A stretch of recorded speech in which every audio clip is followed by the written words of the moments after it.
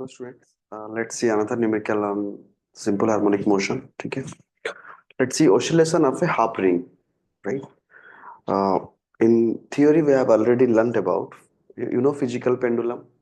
जब एक rigid body oscillate करता है तो उसका टाइम पीरियड का क्या फॉर्मूला हमने डिराइव किए थे 2 pi into I by m g t. ये हमने थ्योरी में देख चुके हैं पहले से. ये एक रिजिड बॉडी ऑसिलेट कर रहा है. This is the axis of rotation. But इसका सेंटर ऑफ मास यहाँ लाई करता है जो कि एक्सिस ऑफ रोटेशन से d दूरी पर है. And weight always acts at the centre of mass mg downward. तो इसका फॉर्मूला था t is equal to 2 pi I by mgt. I is moment of inertia about the axis of rotation and d is the distance, right? And weight is acting always vertically downward from the center of mass. तो ये question आप देख सकते हैं oscillation of a half ring. मतलब आप imagine कर पा सकते हो, कर पा रहे हो कि नहीं. देखो यहाँ एक रिजिड सपोर्ट से मैंने एक रिंग, समझ रहे हो, जो आप हाथ में पहनते हो, उसको आधा कर दो. उसको लेके अगर हम ऐसे, वो ऐसे कर्व की तरह रहेगा. जब आप इसको लेके एक पोजीशन से छोड़ दोगे तो it will oscillate, right? When you leave from a certain height, taking this, it will keep on oscillating. So we are interested to find out its time period, right? So for that, few things we have to keep in mind. First, what is the moment of inertia of a half ring, right? And where does the center of mass of half ring lies? Let's see. If this is the half ring, mass is m, radius is r. So students, you know about this axis of rotation. अगर यहाँ पर axis को ऐसे रखेंगे और इसको घुमाएंगे तो moment of inertia I is equal to mr square. जब मैं और एक एक्सिस को यहाँ पर ला रहा हूँ, क्योंकि देखो आप यहाँ पर न्यू एक्सिस ऑफ रोटेशन ये है, इसी एक्सिस के साइड में वो ओसिलेट कर रहा है. तो जब यहाँ पर ले आऊंगा तो न्यू एक्सिस ऑफ रोटेशन क्या हो जाएगा? You know parallel axis theorem, I is equal to I C centre of mass plus m d square. और हमने आर डिस्टेंस लिया है तो m r square plus m r square, ये बन जाएगा 2 mr स्क्वायर. तो this is moment of inertia of a half ring अगर यहाँ पर एक्सिस रखा है हमने, राइट? और फिर centre of mass of a half ring अगर आप देखोगे तो ये बेस से अगर ये रेडियस आर है तो इट लाइज एट 2r/पाई. This two things you have to keep in mind to go for this question. Student देखो यहाँ पर अ, अभी सेंटर ऑफ मास कहाँ पर लाया करेगा इसका, क्योंकि इसका वेट कहाँ पर एक्ट कर रहा है. देखो यहाँ से अगर मैं देखूं तो इट विल गो, तो सेंटर ऑफ मास यहाँ पर लाई करेगा. सेंटर ऑफ मास देख सकते हो. और ये वाला डिस्टेंस कितना हो जाएगा? This distance is r c, distance of centre of mass from here. And this distance is equal to how much students? 2r/पाई, करेक्ट? बट हमें कौन सा डिस्टेंस चाहिए? देखो एक्सिस ऑफ रोटेशन से ये डिस्टेंस मुझे चाहिए. देखो ये 90 डिग्री है, हमें अभी ये डिस्टेंस चाहिए. Are you able to get? हमें जो ये d ना, तो d के जगह में हम ये डिस्टेंस पुट करेंगे अभी. स्टूडेंट्स देखो ये क्या है? रेडियस है. और ये परपेंडिकुलर डिस्टेंस है 2r/पाई. तो ये राइट एंगल ट्रायंगल बन गया. और राइट एंगल ट्रायंगल का ये हाइपोटेन्यूज है, ठीक है?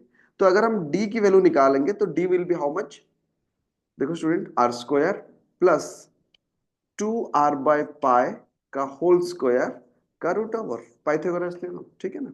तो यहां से आप देख सकते हो, यहां से आर स्क्वायर कॉमन आके बाहर r रह जाएगा. अंदर में रहेगा कितना? देखो 1 प्लस ये 2r² था, 4r² हो गया है. तो इट विल बी 4/पाई स्क्वायर, करेक्ट? अगर इसको थोड़ा रिवाइज करके लिख देंगे, आप ऐसे भी लिख सकते हो. आर पाई बाहर आ गया एलसीएम लेके, सो इट विल बी पाई² प्लस 4. ये वैल्यू है किसका? डी का वैल्यू. समझ में आ रहा है?